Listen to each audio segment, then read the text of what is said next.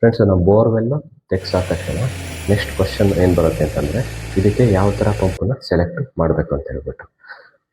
ಈ borewell pump select ಮಾಡೋಕ್ಕೆ ಒಂದು 2-3 ಕ್ವಶನಿಗೆ ಆನ್ಸರ್ ಬೇಕಾಗುತ್ತೆ. ನಿಮಗೆ ಟೋಟಲ್ ಡೈನಾಮಿಕ್ ಹೆಡ್ ಅಥವಾ ಟೋಟಲ್ ಹೆಡ್ ಅಂತ ಇರುತ್ತೆ, ಅದು ಆ ಇನ್ಫಾರ್ಮೇಷನ್ ಬೇಕು. ಮತ್ತು ನಿಮಗೆ ಎಷ್ಟು ವಾಟರ್ ಸೋರ್ಸು ಇದೆ ಅಂತ ಬೇಕು, 2 ಇಂಚ್ ಇದೆಯಾ 3 ಇಂಚ್ ಇದೆ ಅಂತ ಹೇಳಿ ಮಾಹಿತಿ ಭಾಳ ಇಂಪಾರ್ಟೆಂಟ್ ಬೇಕಾಗುತ್ತೆ. ಇವೆಲ್ಲ ಇಂಪಾರ್ಟೆಂಟ್, ಎಲ್ಲ ಪಂಪ್ ಇನ್ಫಾರ್ಮೇಷನ್ ಎಲ್ಲವನ್ನು ತೊಗೊಂಡು ನಾನು ಹಾಕ್ಬಿಟ್ಟು ಒಂದು ಕ್ಯಾಲ್ಕುಲೇಟರ್ನ ರೆಡಿ ಮಾಡಿದ್ದೀನಿ. ಇದು ನಿಮಗೆ ಎಷ್ಟು ನೀವು ಕೊಡೋ ಡೇಟಾ ಆದಮೇಲೆ ಎಷ್ಟು HP ಅಥವಾ ಎಷ್ಟು ಕಿಲೋವ್ಯಾಟ್ ಪಂಪು ಈ ಥರದ್ದೆಲ್ಲ ಡೀಟೇಲ್ ಆಗಿ ಅದು ಕೊಡುತ್ತೆ.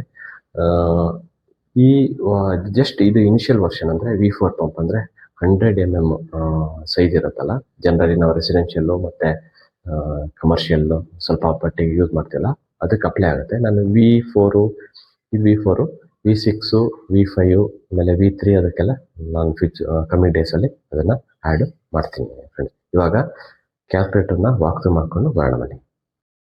ಫ್ರೆಂಡ್ಸ್, ನೀವು ವಿಡಿಯೋದ ಡಿಸ್ಕ್ರಿಪ್ಷನ್ ಕೊಟ್ಟಿರೋ ಲಿಂಕ್ ಅಲ್ಲಿ ಪೇಸ್ಟ್ ಮಾಡಿದರೆ ಬ್ರೌಸರಲ್ಲಿ ನಿಮಗೆ ಇದಕ್ಕೆ ಪೇಜಿಗೆ ಬಂದು ಆಗುತ್ತೆ. ಇಲ್ಲ ಮೈನ್ ಪೇಜಲ್ಲಿ ಬಂದುಬಿಟ್ಟು ನಿಮ್ಮ coolhometech.in ಅಲ್ಲಿ ಬಂದುಬಿಟ್ಟು ಇಲ್ಲಿ ಟೂಲ್ಸ್ಗೆ ಹೋಗ್ಬಿಟ್ಟು ಇಲ್ಲಿ ಬೋರ್ವೆಲ್ ಪಂಪ್ ಕೆಪಾಸಿಟಿ ಕ್ಯಾಲ್ಕುಲೇಟರ್ ಇಲ್ಲಿ ಕೂಡ ಬರ್ಬೋದು. ಈ ಥರ ನಿಮಗೆ ಈ ಪೇಜಲ್ಲಿ ಎಲ್ಲ ಡೀಟೇಲ್ನ ಫಿಲ್ ಮಾಡಬೇಕಾಗತ್ತೆ. ನೀವು ಇಲ್ಲಿ ಬೋರ್ವೆಲ್ ಇದು ಏನು depth 700 feet, static water level 150 feet, okay.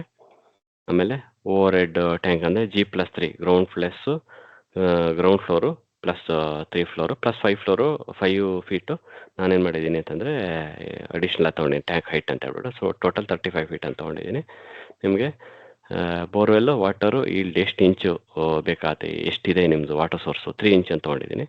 3 face ಅಥವಾ ಸಿಂಗಲ್ ಫೇಸ್ ಯಾವ್ದಾದ್ರು ಸೆಲೆಕ್ಟ್ ಮಾಡ್ಕೋಬೋದು ನೀವು ಇಲ್ಲಿ. ಬಟ್ ಒಂದು ಇಂಪಾರ್ಟೆಂಟು, ನೀವು 800 ಫೀಟ್ ಮೇಲ್ಗಡೆ ಹೋದರೆ ಬೋರ್ವೆಲ್ ಡೆಪ್ತು ನಿಮಗೆ ಈ 3 ಫೇಸು ಬೈ ಡಿಫಾಲ್ಟ್ ಆಗಿ ಸೆಲೆಕ್ಟ್ ಆಗುತ್ತೆ. ಸೊ ಕ್ಯಾಲ್ಕುಲೇಟ್ ಸ್ಪೆಕ್ ಮಾಡಿದರೆ ನಿಮಗೆ ನೋಡ್ಬೋದು, ನಿಮಗೆ 4 HP ಪಂಪ್ ಬೇಕಾಗುತ್ತೆ, ಕಿಲೋವ್ಯಾಟು, 39 ಸ್ಟೇಜಸ್ಸು, 630 ಫೀಟಲ್ಲಿ ಅಂದರೆ 700 ಫೀಟು ಪ್ಲಸ್ ಮೈನಸ್ಸು 70 ಫೀಟ್ ಅಂದರೆ 10% ಮೈನಸ್ ಮಾಡಿದೆ ಅಂದರೆ 630 ಫೀಟಲ್ಲಿ ಬೋರ್ವೆಲ್ ಪಂಪನ್ನು ಇಡ್ಬೋದು.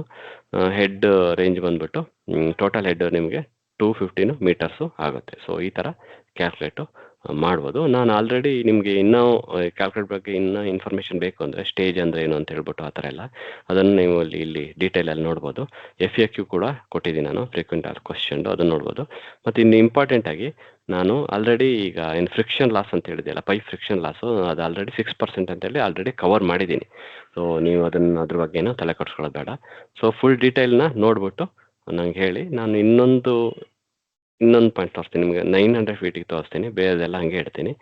ಇದನ್ನು ಜಸ್ಟ್ ತೋರ್ಸೋಕ್ಕೆ ನೋಡಿ. ಇವಾಗ 3 ಫೇಸು ಸೆಲೆಕ್ಟ್ ಆಯ್ತು, ನೀವು ಸಿಂಗಲ್ ಫೇಸ್ ಸೆಲೆಕ್ಟ್ ಮಾಡೋಕ್ಕಾಗಲ್ಲ ಇಲ್ಲಿ, ಓಕೆ.